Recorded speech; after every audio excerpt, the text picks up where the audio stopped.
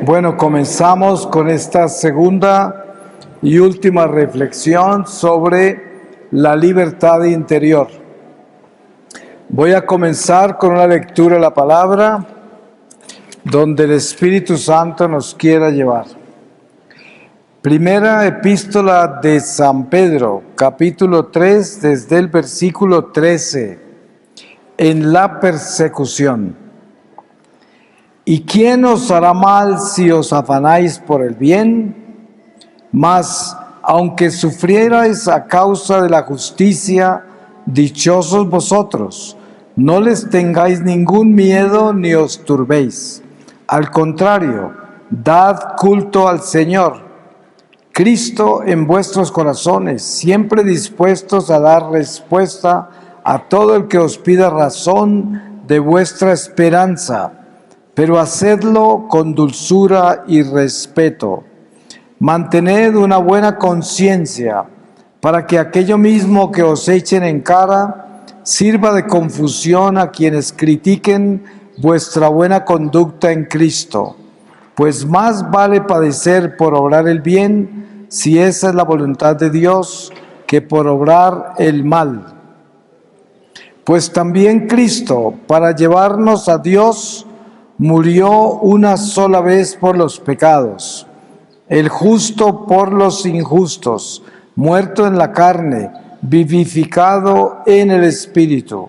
En el Espíritu fue también a predicar a los espíritus encarcelados, en otro tiempo incrédulos, cuando les esperaba la paciencia de Dios, en los días en que Noé construía el arca, en la que unos pocos, es decir, 8 personas, fueron salvados a través del agua.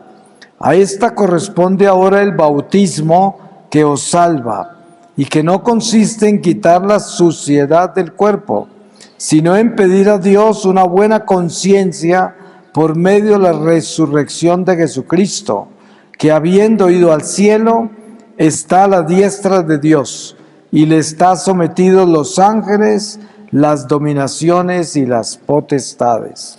Palabra de Dios. Pues todos añoramos la libertad interior, porque sinceramente, pensándolo bien, sabemos que nuestra mayor prisión es lo que vivimos por dentro. Porque por fuera todo es cambiante, es un mundo que siempre está en movimiento, pero dentro de nosotros hay un ser que lleva toda una experiencia de vida, unas huellas, una historia, y lleva tantas cosas que ni uno mismo las puede contemplar bien, pero de eso está hecho uno. Y es más, al final de esta vida, cuando termine nuestra vida temporal, lo único que queda de nosotros, que es el alma, está hecha de eso que está dentro de nosotros. Yo le digo a la gente, mire, si usted quiere ver en qué estado quedaría en este momento si se muere en este instante, piense quién está dentro de usted, quién hay ahí, una persona pesimista o optimista, una persona herida, una persona llena de miedo, de angustias, de incertidumbre, de dudas, de resentimientos, de odio, de venganza, o una persona buscando reconciliarse, buscando el amor, buscando el bien, a pesar de todas las huellas y de toda la historia. ¿Quién es usted? Y es importante tener claridad quiénes somos nosotros. Hay que concientizarnos de nuestra vida interior, porque la única libertad que llegaremos a tener es la libertad espiritual. No existe ninguna otra. Un preso en la cárcel puede estar sentenciado a muchos años, pero si su alma está libre y está en Dios, ese no es un prisionero espiritual, es solo un prisionero material, pero su alma está libre. Y hay mucha gente que, por ejemplo, vive en situaciones terribles en esta vida, matrimonios imposibles, situaciones en el trabajo, situaciones humanas increíblemente difíciles, pero sin embargo, como tienen libertad interior, son libres a pesar de todas las vicisitudes y dificultades de la vida natural. Y es importante tener claridad de esa libertad interior, porque la libertad interior es la que hace al hombre o lo rompe. Uno o está roto o está libre. Es de la única manera. Es como cuando yo salí del secuestro en Colombia, estuve 6 meses de torturas espantosas, físicas y psicológicas, pero al mismo tiempo durante esa experiencia el Señor me había rescatado, se me apareció en el secuestro y cambió mi vida. Entonces habían 2 seres ahí que me tocó luchar con eso como por más de 2 años, y era uno que estaba todo resentido, roto, torturado, muy golpeado, lleno de miedos, lleno de persecuciones, desconfiando hasta de las nubes. Todo era esa persona, pero la otra era la que había conocido a Dios, la que había visto la verdad, la que sabía que todo eso iba a pasar, la que sabía que mi naturaleza humana estaba herida y todo, pero que se podía sanar. Entonces, llegar a tener armonía entre esos dos me costó mucho tiempo, pero el Señor me ayudó y un día, sin yo darme cuenta, llegué a esa sanación. Así de que hay que tener muy claro que las condiciones humanas, naturales, temporales, circunstanciales, no deben marcar nuestra vida hasta el punto de robarnos nuestra libertad interior. Tenemos que cuidar de nuestra libertad interior.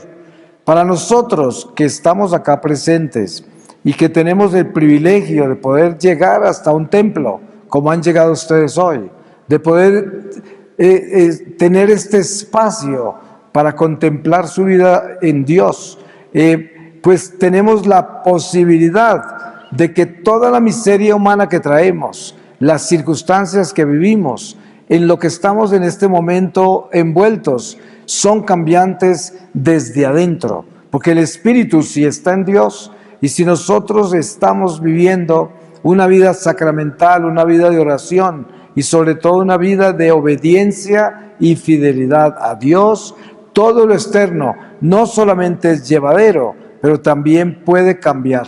Hay circunstancias que no cambiarán, y eso lo sabemos, pero hay otras que sí pueden cambiar. Pero lo importante no es que las cosas temporales cambien, lo importante es que yo sea libre adentro de mí.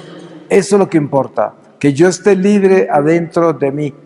Miren ustedes, en los colegios a veces yo me encuentro con jóvenes que padecen de mucho bullying porque tienen defectos físicos, porque son retraídos, introvertidos, y los demás toman ventaja de ellos y los abusan. Pero dentro de esos que padecen bullying he encontrado algunos que tienen libertad interior y que están mucho más elevados que los que le hacen bullying, e inclusive interceden por esos que le hacen bullying porque saben que están mal. Y hay gente muy valiente que por el Espíritu de Dios desde niños llegan a tener esa fortaleza, la fortaleza interior.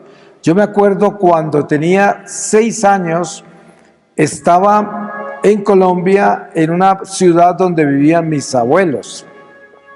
Y mi abuelo tenía un edificio como de 3 pisos, él vivía en el último piso.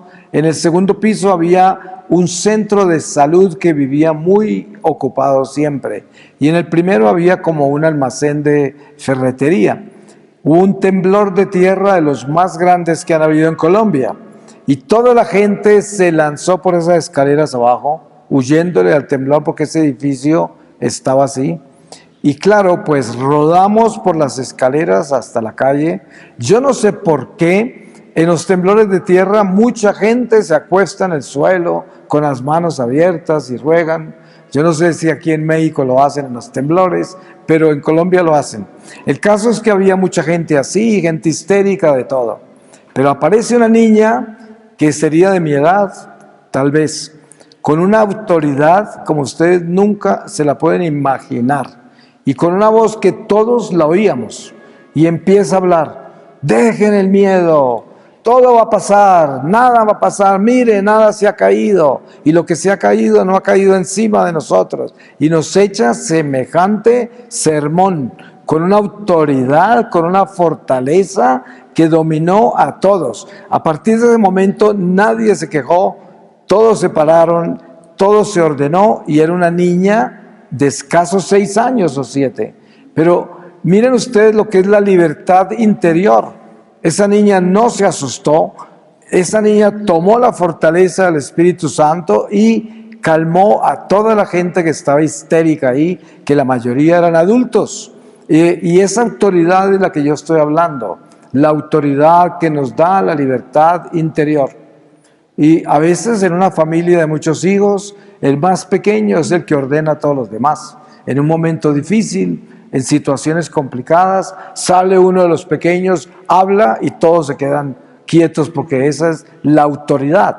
Pero esa autoridad viene de la libertad, de ahí viene la autoridad, esa libertad interior, y esa es la que tenemos que lograr. La libertad interior se logra con la oración perseverante, con la adoración al Santísimo perseverante, porque ahí estamos bañados de ese sol que viene de lo alto, de una sanación interior que nos acobija, nos calienta, nos consuela el alma, de los sacramentos, confesarse con frecuencia, comulgar con frecuencia, y todo esto nos va llevando a una salud del alma, una salud interior, y nos va fortaleciendo y nos va volviendo libres, porque no hay libertad más grande que una conciencia tranquila.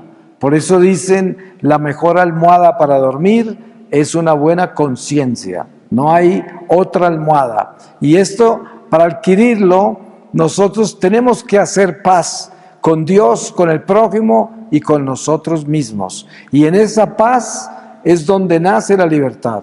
Pero esa paz tan solo viene del Espíritu Santo. Nadie más nos puede dar paz más que el mismo Espíritu de Dios. Porque cuando el Espíritu de Dios verdaderamente está en flor en nuestro corazón, solo hay paz, hay gozo y esperanza. Y por eso es tan importante tener muy claro qué es lo que estamos haciendo con nuestra vida interior y siempre examinarnos. Es muy fácil, mire, usted puede hacer un momento de contrición aquí en el sagrario, donde usted quiera, y pedirle a Dios que le muestre quién vive dentro de usted, que le muestre, y en un segundo se lo muestra. Y se va a dar cuenta quién vive dentro de usted.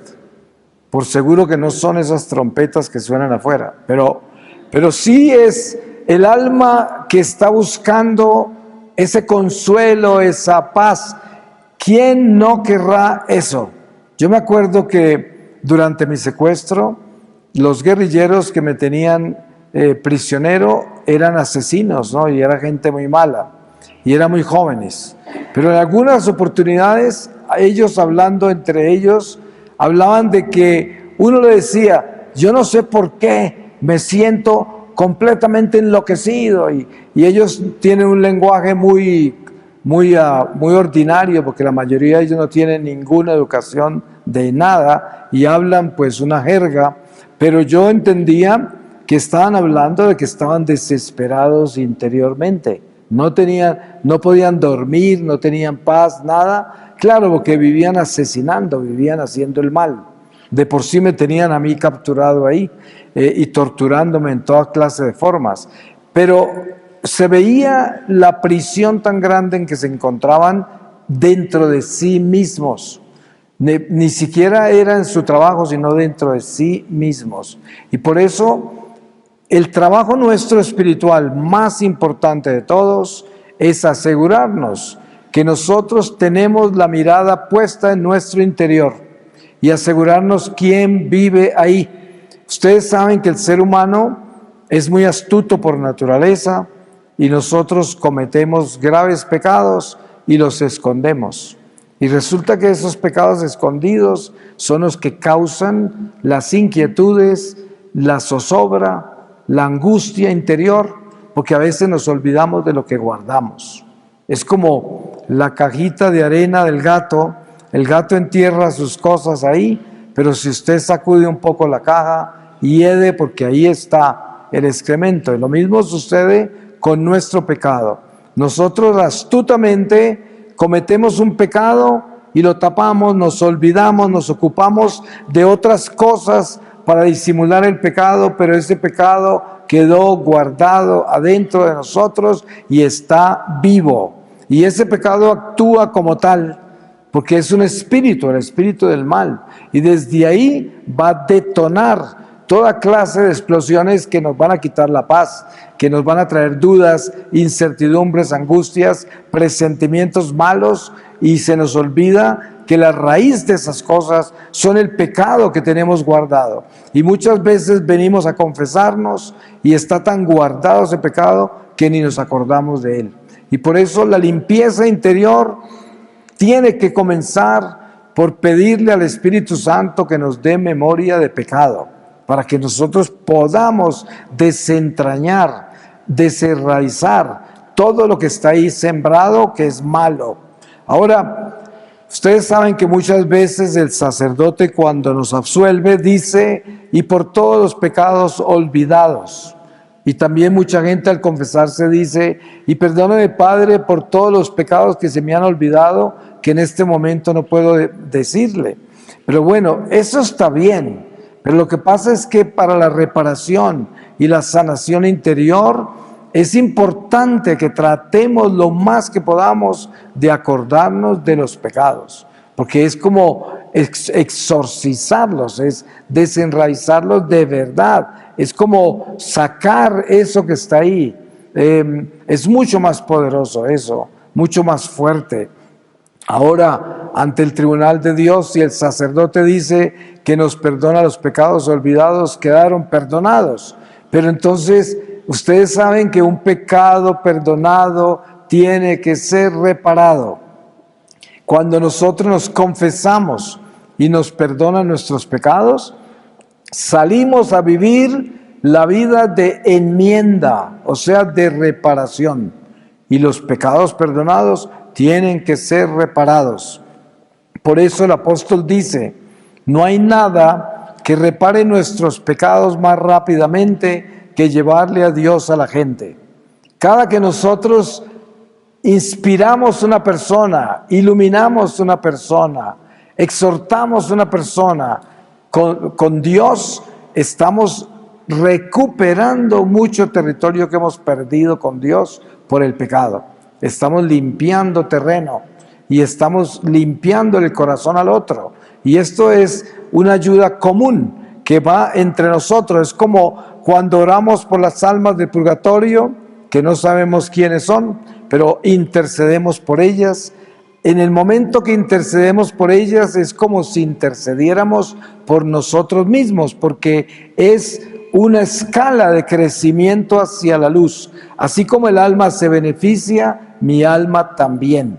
Cuando oramos por las almas de purgatorio hay algo demasiado importante, y es que si morimos y Dios no lo quiera, terminamos en el purgatorio, siempre habrá quien ore por nosotros, porque eso se llama la economía del alma. Lo que usted siembra, eso recoge. Si usted siembra oraciones por las almas, recibirá oraciones por la suya el día que se encuentre en esa situación, si es que termina ahí. Porque una de las gracias más grandes que hay de la intercesión nuestra por las almas de purgatorio es que hay una contribución extraordinaria para que nosotros logremos entrar a la plenitud de la gloria de Dios al final de esta vida. Porque hay algo que mucha gente no sabe y no tiene en cuenta, y es que durante esta vida nosotros de pronto no alcanzamos la plenitud de la perfección y de la verdad en nuestra vida. Pero lo que le importa al Señor Jesús de nuestro caminar por este destierro es que lo que deseamos nosotros de verdad y sinceramente, y por lo que luchamos de verdad y sinceramente en cada paso que damos, es lograr la perfección y la santidad. Pero eso no quiere decir que lo vamos a lograr nosotros durante esta vida, porque hay cosas muy grandes en el mal en nuestra vida que nos pueden dominar en una forma extraordinaria y que no alcanzamos a superarlas antes de morir. Pero si Jesús sabe que todo lo que queríamos y por todo lo que luchamos fue por superar esos defectos, esos pecados que teníamos tan arraigados, el Señor en su tribunal nos completa lo que nos faltaba. Y así entramos a la plenitud de la gloria, así hayamos terminado en un estado que no estaba santificado en plenitud. Pero el Señor en su misericordia nos completa, porque precisamente eso es lo que quiere decir redención, es completar lo que nos falta. Y lo que nos falta vida, porque el pecado es la muerte, la imperfección del amor es la muerte, es la oscuridad, y Jesús es la vida. Y por eso al encontrarnos esas áreas oscuras que tenemos, que no alcanzamos a iluminar, pero que queríamos iluminarlas, la luz de Jesús las ilumina y entramos por esa puerta estrecha de su amor a la gloria. Esto es algo que hay que tener en cuenta porque es la misericordia de Dios. Y muchas personas no conocen esa misericordia, porque si nosotros conociéramos cuán grande es la misericordia del Señor, pues estaríamos muy contentos. Además, las vicisitudes, los juicios, las pruebas y enfermedades y dificultades de esta vida no serían tan grandes y difíciles si supiéramos lo que nos espera en Jesucristo al final de esta vida. De ahí viene el mensaje de la divina misericordia. Aquí tenemos esta imagen que Jesús le pidió a Santa Faustina que hiciera, porque Él insiste en que nosotros debemos tener conciencia de cuánto nos ama el Señor, pero al mismo tiempo debemos tener en cuenta de que así como Él nos ama inmensamente, nosotros debemos amarlo a Él y confiar en Él. Si yo amo a Dios, yo confío en Él y el Señor se encarga de mi vida, porque ese amor hacia un Padre tan bueno, un Dios misericordioso y todopoderoso, el Dios que nos creó, ese amor me une a Él. Y no importa lo que pase en esta vida, el Señor me dará la fortaleza para soportarlo. Porque miren, por un tiempo yo le pedí al Señor la solución de algunas cosas difíciles en mi vida cuando comencé mi vida misionera. Pero poco a poco fui entendiendo que lo más importante de pedirle a Él era fortaleza. Y ahora, cuando hay grandes dificultades y situaciones imposibles y parece que todo se fuera a desbaratar, lo que hago yo es decirle: Señor, dame fortaleza. Eso es lo que quiero, para yo poder vivir esta prueba y pasarla confiando en ti. Pero para poder confiar en ti necesito esa fortaleza, necesito esa fe incondicional que me tenga de pie en medio de esta tormenta. Y ya no me preocupo en pensar que me solucione esto, que solucione aquello. Ya eso ni lo pronuncio, porque yo sé que si yo confío en Dios, si yo le pido la fuerza que necesito, Él se encarga de todo.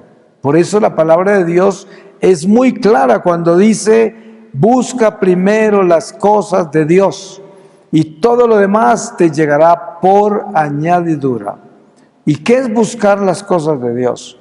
Pues buscar la confianza en Dios. Eso es, si yo confío en el Señor, busqué a Dios, busqué las cosas de Dios. Porque las cosas de Dios, ¿cuáles son? Su amor, su misericordia. Esas son las cosas de Dios. Y si yo confío en ese amor y en esa misericordia, todo lo demás me será dado por el Señor. Por eso Jesús dice a los apóstoles: pidan en mi nombre al Padre y todo se les será dado.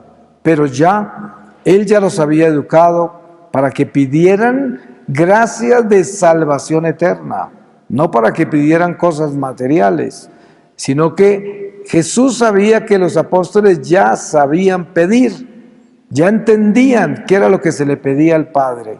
Y es importante ir creciendo en nuestra relación con Dios para tener esa libertad de corazón, la libertad del alma, del espíritu, que es yo saber que Dios es el Todopoderoso y que todo lo que necesito es llegar a Él y decirle: Señor, apiádate de mí, que no tengo fuerza, que estoy desfalleciendo, que mi fe está débil. Dame fuerza, aumenta mi fe, porque yo sé que todo lo demás tú lo cuidarás. Y ese es crecer, eso es elevarse hacia Dios. Eso es ya no estar pendiente de las cosas temporales, sino estar pendiente del Rey eterno. Y en esa forma, todo lo demás está cubierto por Dios.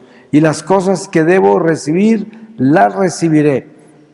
Hasta el punto que es verdad que nosotros en un momento dado oramos por nuestras necesidades. Y supongamos que usted necesita algo, se lo pide al Señor. Lo que yo hago es de pedirle ese algo, pero decirle: y si no me lo vas a dar, dame la gracia de no necesitarlo. Y en esa forma soluciono mi situación y mi pedido. Porque muchas veces cosas que están totalmente justificadas por nosotros, que consideramos que necesitamos, no es lo que Dios nos quiere dar.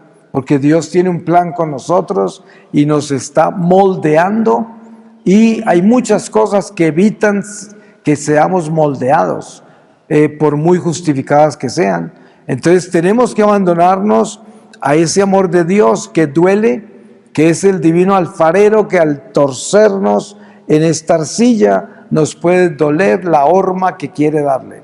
Entonces, este amor por Dios, esta confianza en Dios, es la que hace que nos podamos elevar a la bendición y gracia que Él nos trae, que es lo que provee verdaderamente nuestra libertad.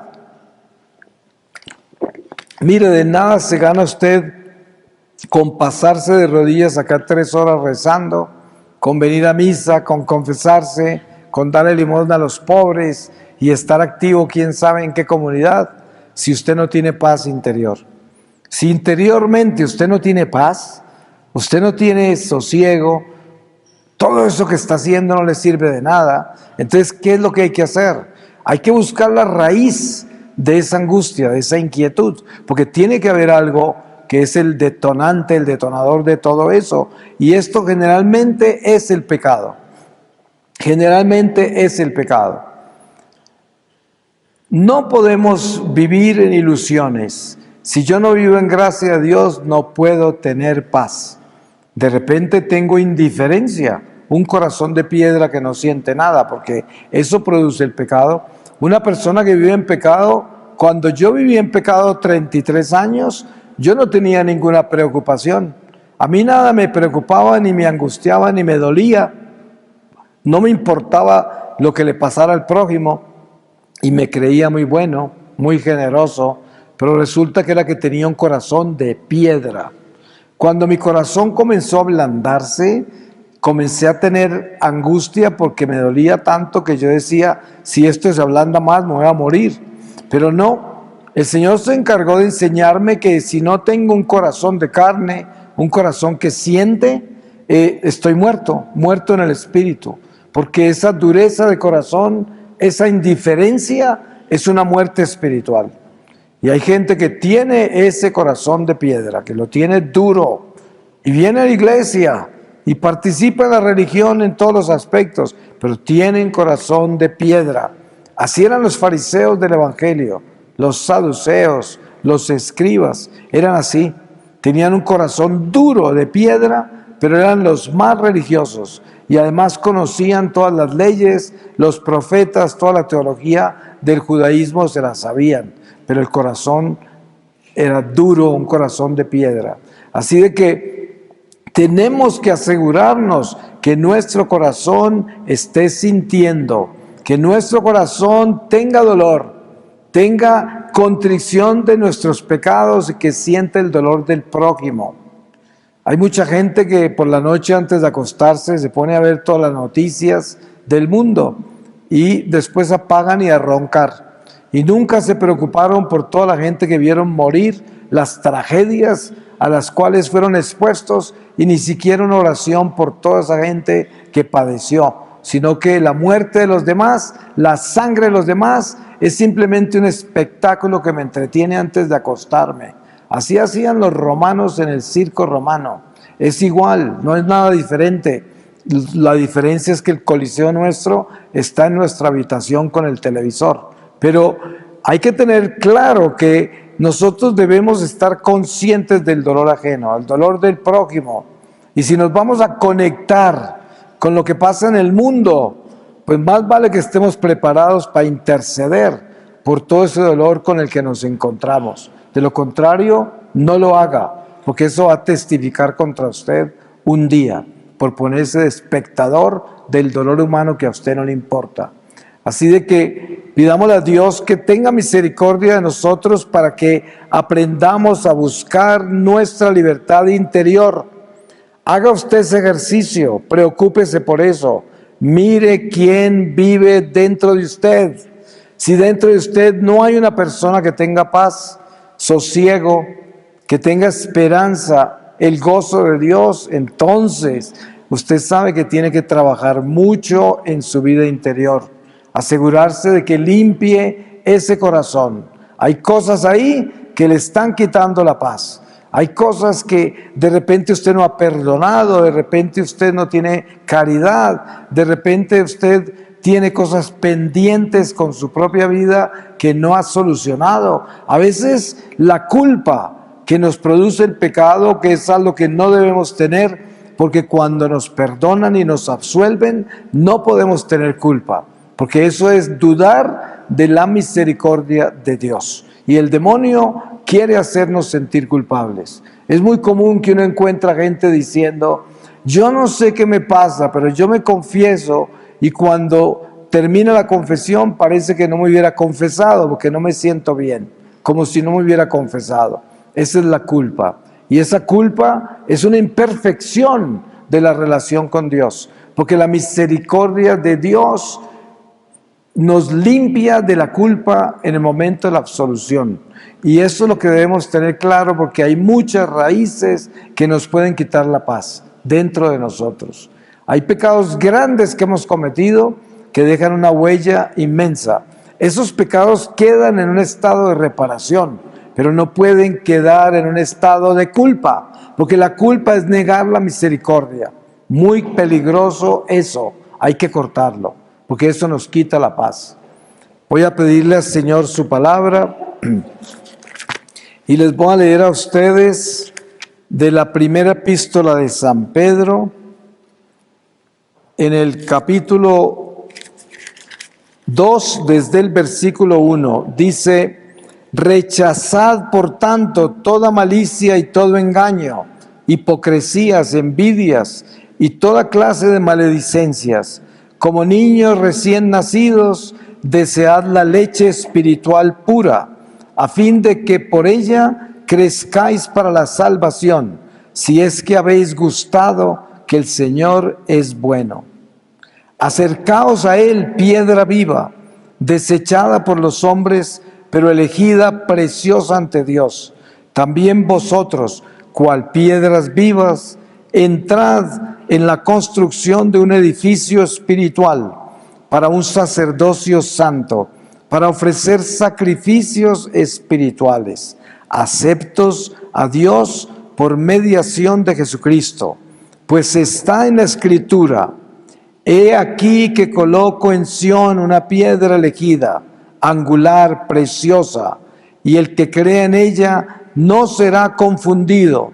Para vosotros, pues, creyentes, el honor, pero para los incrédulos, la piedra que los constructores desecharon es piedra angular, se ha convertido en piedra de tropiezo y roca de escándalo. Tropiezan en ella porque no creen en la palabra. Para esto han sido destinados. Pero vosotros sois linaje elegido, sacerdocio real, nación santa, pueblo adquirido, para anunciar las alabanzas de aquel que os ha llamado de las tinieblas a su admirable luz. Vosotros, que en un tiempo no erais pueblo, y que ahora sois pueblo de Dios, de los que antes no se tuvo compasión, pero ahora son compadecidos. Palabra de Dios. Pues le doy muchas gracias a Dios por todos ustedes y sus familias, por esta parroquia, por la comunidad Peregrinos del Amor de esta parroquia, por todas las comunidades que están vinculadas a esta parroquia y sobre todo por la lucha que nos espera, porque sabemos que ninguno de nosotros sabemos qué hay por delante de nosotros. Fácilmente la muerte, fácilmente quién sabe cuántas cosas nos esperan a cada uno. Miren ustedes este mundo, cómo es, un mundo volátil. De un momento a otro aparecen guerras terribles, aparecen desastres naturales, aparece de todo en este mundo, porque como dice San Pablo, la creación se revuelca en dolores de parto, esperando su libertad. Y por eso todo está en movimiento así hasta que Jesús regrese. Y por lo tanto nuestra vida personal también está así, en sorpresas, en cambios, en situaciones inesperadas. Pero lo más importante y lo que más debemos preocuparnos es la libertad interior. No importa lo que pase, si nuestro corazón está libre en Dios, no tenemos nada que temer y seremos luz como esa niña en el temblor de tierra que yo les compartí. Alguien que tenga autoridad y que en medio de la zozobra y la confusión, alguien se pare y tenga la autoridad y calme a todos y ponga todo en orden. Eso debemos ser nosotros, buscar esa autoridad espiritual, buscar esa libertad interior. Amén.